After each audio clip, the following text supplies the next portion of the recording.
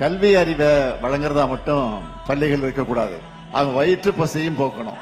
நீதி கட்சியுடைய ஆட்சி நடைபெற்ற போது அப்போது சென்னை மாநகராட்சியில பள்ளி குழந்தைகளுக்கு, மாநகராட்சியில படிக்கக்கூடிய பள்ளி குழந்தைகளுக்கு உணவு வழங்கப்பட்டுச்சு. அதனுடைய தொடர்ச்சியா பெருந்தலைவர் காமராஜர் அவர்கள் ஆட்சியில மதிய உணவு திட்டம் செயல்பாட்டுக்கு வந்துச்சு.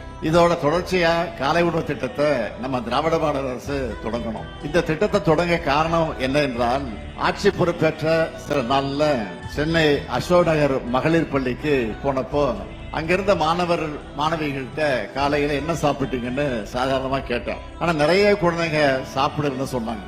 சில மாணவிகள் டீ மட்டும் குடிச்சிட்டு வந்துட்டேன், பன் சாப்பிட்டேன், இந்த மாதிரி சொன்னாங்க. இதை மனசுல வச்சுதான் காலை உணவு திட்டம் தேவை என்பது அரசின் கொள்கையாகவே அறிவிச்சேன்.